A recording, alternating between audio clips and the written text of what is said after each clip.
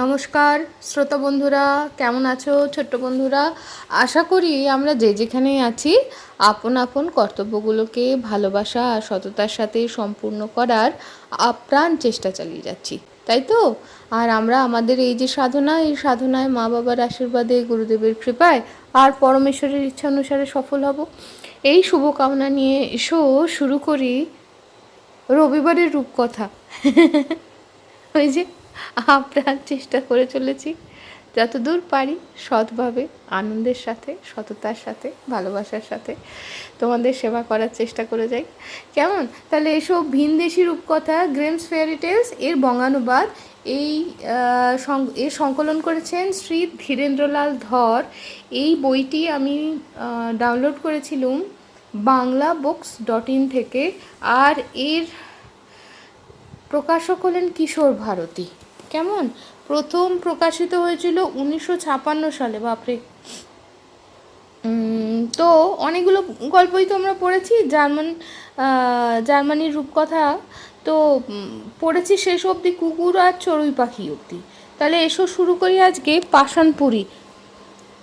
আচ্ছা, হয়তো তোমরা একটু বাইরে অন্য আওয়াজ পাচ্ছ, মানে পরিবেশ থেকে আসছে, সেইটুকুনি আওয়াজ তোমরা একটু মানিয়ে নিও কেমন এবারে।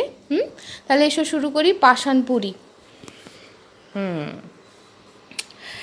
এক ছিল রাজা, রাজার 3 ছেলে। বড় 2 ছেলে একদিন বেরিয়ে পড়ল দেশ ভ্রমণে। সারা দেশ তারা ঘুরে বেড়াবে। অনেক টাকা পয়সা নিয়ে দুই ভাই বেরুলো। দিন গেল, মাস গেল, বছর গেল, 2 ভাই আর ফিরল না। শেষে ছোট ভাই একদিন বেরুলো বড় 2 ভাইয়ের খবর আনবার জন্য। নানা দেশ ঘুরতে ঘুরতে শেষে ছোট ভাই একদিন বড় 2 ভাইয়ের সন্ধান পেল। তাদের টাকা পয়সা তখন সব খরচ হয়ে গেছে। ছোট ভাই বলল, চলো দেশে ফিরে যাই। বড় 2 ভাই বলল, হ্যাঁ, তা কি হয়? পৃথিবী ভ্রমণে বেরিয়েছিস, সব না দেখে ফিরবো কী করে? 3 ভাই তখন একসঙ্গে বেরোলো বাকি পৃথিবীটাকে ঘুরে দেখতে। ঘুরতে ঘুরতে একদিন তারা এক বনের ধারে এক গাছতলায় বসে জিরুচ্ছে। এমন সময় একটা পিঁপড়ে কামড়ে দিল বড় ভাইয়ের পায়ে। বড় ভাই দেখলো পাশে এক পিঁপড়ের ঢিবি রয়েছে। বলল, অনেক কামড়েছে, ওদের ঢিবিটা ভেঙে দিই, সব মরুক। ছোট ভাই বড় ভাইকে কিছুতেই পিঁপড়ের ঢিবি ভাঙতে দিলে না। 3 ভাই আবার চলেছে। চলতে চলতে পথে এক দিঘির ধারে তারা এসে পড়ল। প্রকাণ্ড দিঘি। এইটা সেই দিঘি, দেখো তাতে কত হাঁস উঠছে। এই তো দেখো 3 ভাই দাঁড়িয়ে রয়েছে। আচ্ছা, কি করছে দেখি? প্রকাণ্ড দিঘি, এই দিঘিতে ঝাঁকে ঝাঁকে হাঁস সাঁতার দিয়ে বেড়াচ্ছে। মেজো ভাই বলল, হাঁসের মাংস অনেক দিন খাইনি, একজোড়া হাঁস মেরে খাই। ছোট ভাই বলল, না না, ওরা কেমন সাঁতার দিচ্ছে, ওদের মেরো না। ছোট ভাই কিন্তু কিছুতেই বড় 2 ভাইকে হাঁস মারতে দিলে না। 3 ভাই আবার চলেছে। চলতে চলতে এসে পড়ল এক বনের ধারে। দেখলো প্রকাণ্ড এক গাছের ডালে মস্ত বড় এক মৌমাছির চাক। বড় 2 ভাই বলল, অনেক দিন মধু খাইনি, গাছের নিচে খড়কুটো জড়ো করে আগুন জ্বেলে দিই, মৌমাছি সব পালাবে, তখন চাক ভেঙে মধু খাবো।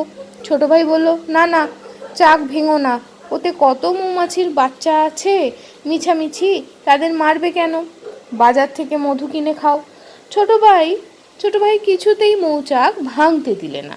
3 ভাই আবার চলতে শুরু করলো। এবার 3 জনে এসে পৌঁছালো এক রাজবাড়িতে। প্রকাণ্ড দুধ পাথরের বাড়ি, কিন্তু কেউ কোথাও নেই। ঘোড়াশালে ঘোড়া রয়েছে, কিন্তু সে পাথরের ঘোড়া। হাতিশালে হাতি রয়েছে, কিন্তু সে পাথরের হাতি। সেপাই, শান্ত্রী, লোক জন সব পাষাণ। এ যেন এক খেলাঘরের বাড়ি, হঠাৎ বড় হয়ে গেছে, বেশ লাগে দেখতে। 3 ভাই ঘরে ঘরে ঘুরে বেড়ায়। ঘুরতে ঘুরতে একটি ঘরে গিয়ে দেখে এক বুড়ো বসে আছে। মাথায় ঝাঁকড়া ঝাঁকড়া পাকা চুল, মুখে লম্বা পাকা দাড়ি। বড় ভাই ডাকলো, ও বুড়ো কর্তা, তুমি এখানে একা থাকো? বুড়ো কোনো সাড়া দিলে না। মেজো ভাই ডাকলো, বলি, ও বুড়ো কর্তা, শুনছো? বুড়ো কোনো সাড়া দিলে না। ছোট ভাই ডাকলো, বলি, ও কর্তা মশাই, শুনছেন?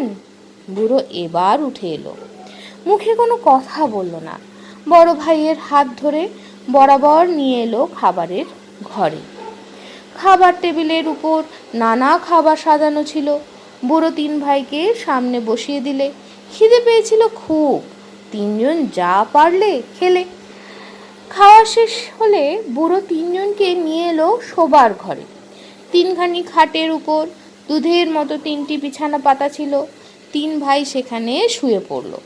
পরদিন সকালে বুড়ো এসে তিন ভাইকে ডেকে তুলল।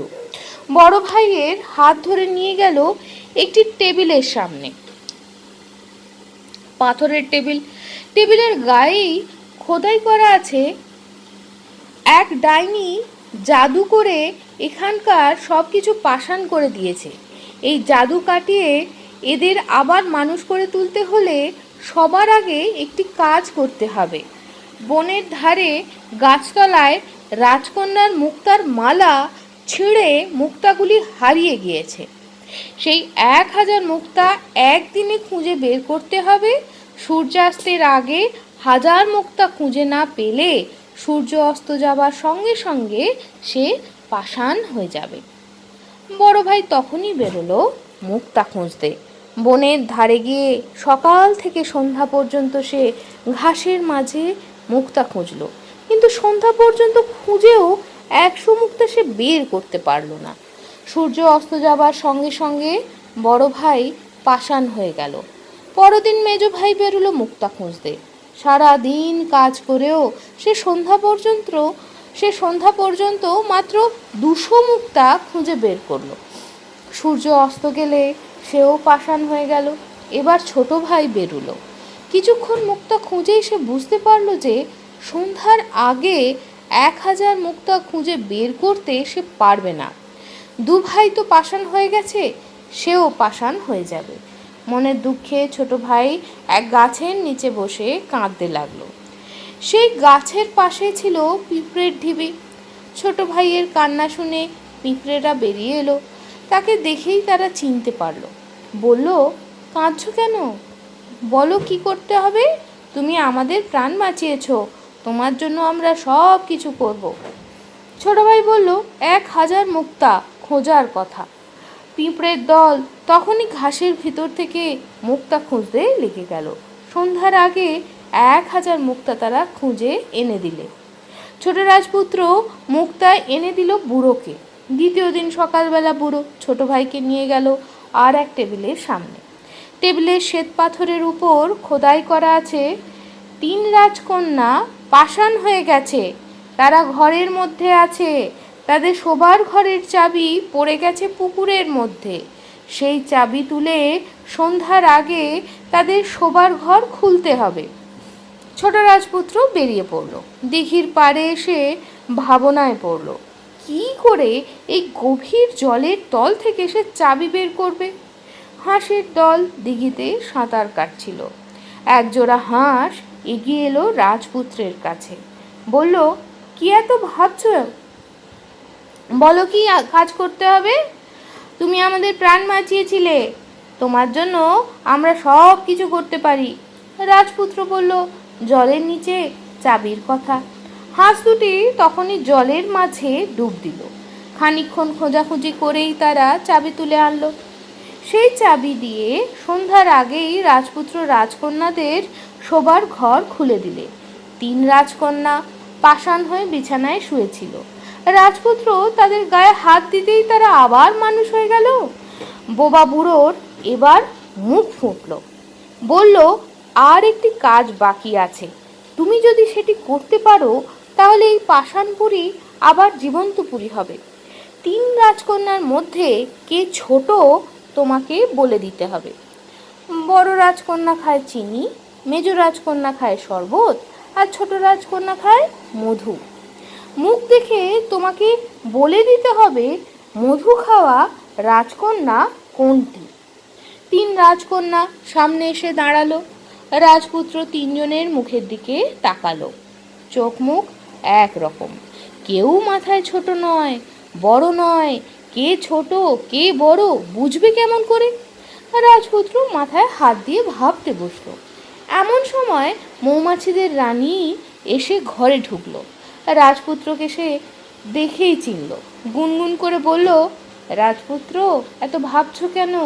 তুমি আমাদের চাক রক্ষা করেছো, আমাদের বাচ্চাদের বাঁচিয়েছো, আমরা তোমার এটুকু উপকার করতে পারবো না? মৌমাছি গিয়ে বসলো বড় রাজকন্যার ঠোঁটের উপর। সে ঠোঁটে চিনির গন্ধ। মৌমাছি গিয়ে বসলো মেজ রাজকন্যার ঠোঁটের উপর। সে ঠোঁটে শরবতের গন্ধ।